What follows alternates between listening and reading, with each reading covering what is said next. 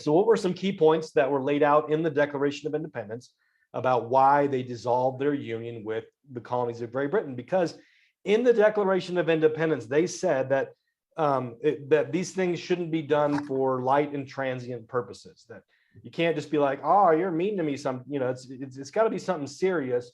It's got to be something that not just because you're angry. That there's a real, legitimate, principled reason for the dissolving. So they said that the king has erected a multitude of new offices and sent hither swarms of officers to harass our people and eat out their substance.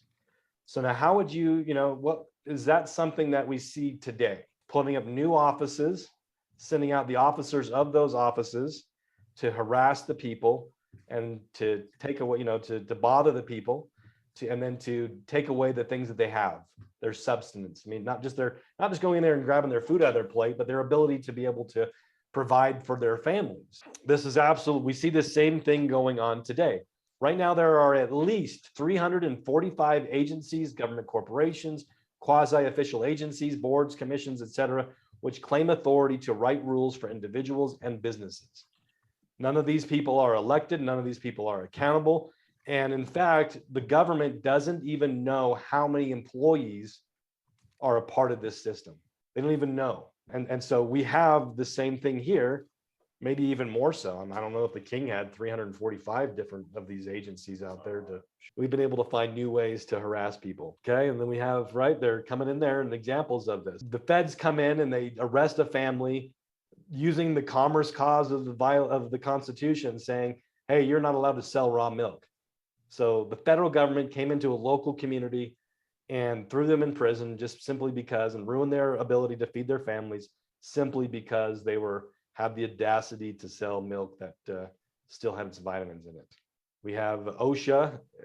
This was just January of this year, is fining workplaces over $13,500 for every infraction to accommodate President Biden's vaccine mandate. So that never came to fruition, but that was something that they were prepared and ready to do. And it's something that there's a version of that's happening all of the time to different businesses throughout the country. So yeah, they are just like they are eating out our substance. 4 companies accused of violating COVID-19 health protocols are fined by OSHA.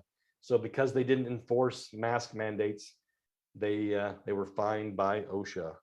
So they're eating out our substance. We're seeing the same thing. So another one, the king has affected to render the military independent and superior to the civil power.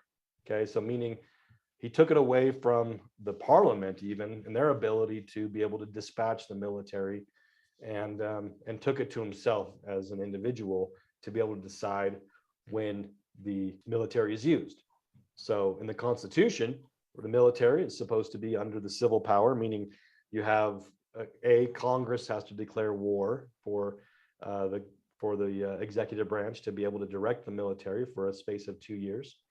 And beyond, even closer to the civil power, the local people, you have the National Guard, and should be the militias that don't exist right now unconstitutionally. Your local governors were the ones that were supposed to be the ones that sent them out. And they could nullify, they could say, no, this is an unjust war, this is improper, and they wouldn't send them out.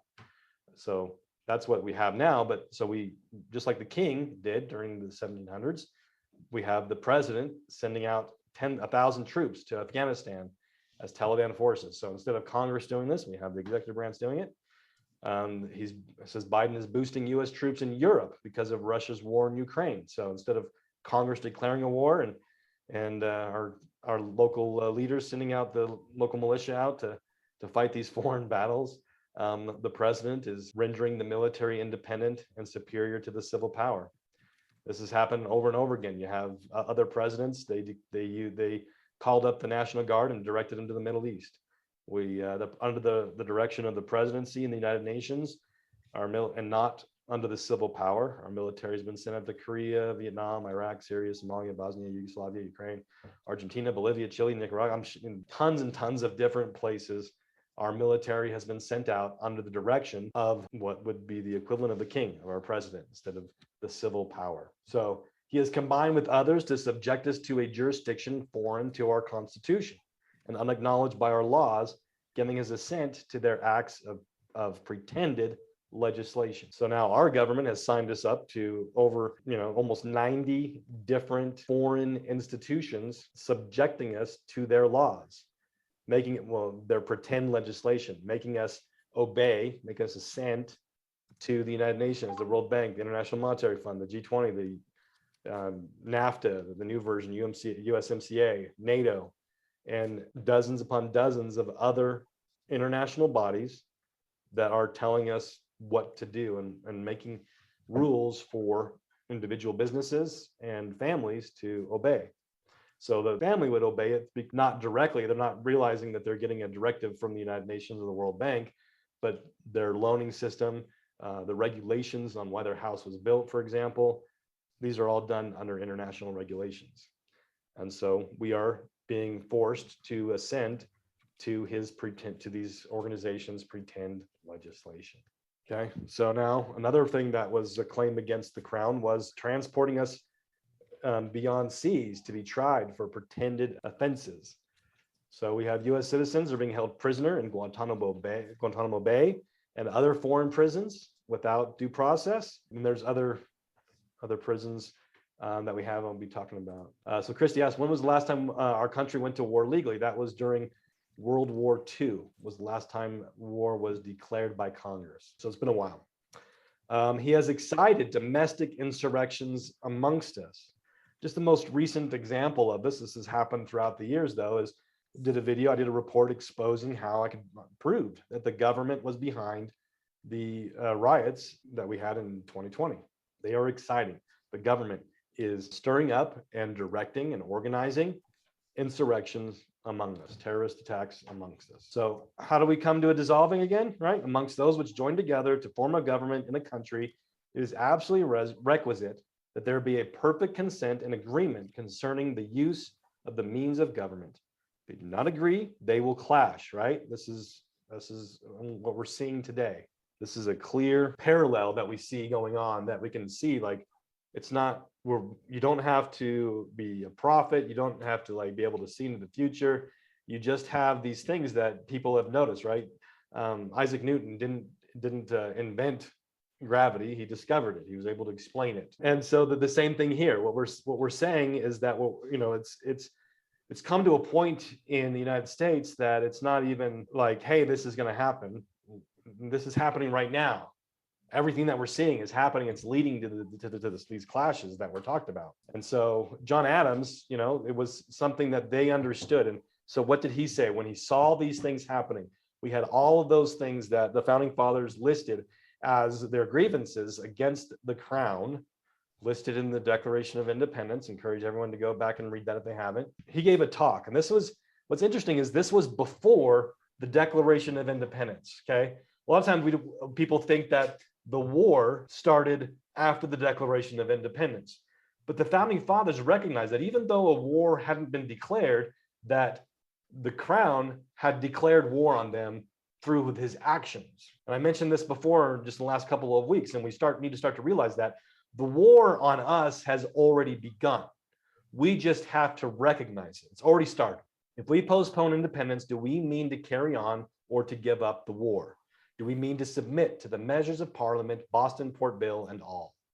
Okay, are we going to postpone? Are we going to give this up? Are we going to say, are we going to get hopium and say that this is going to get better later on?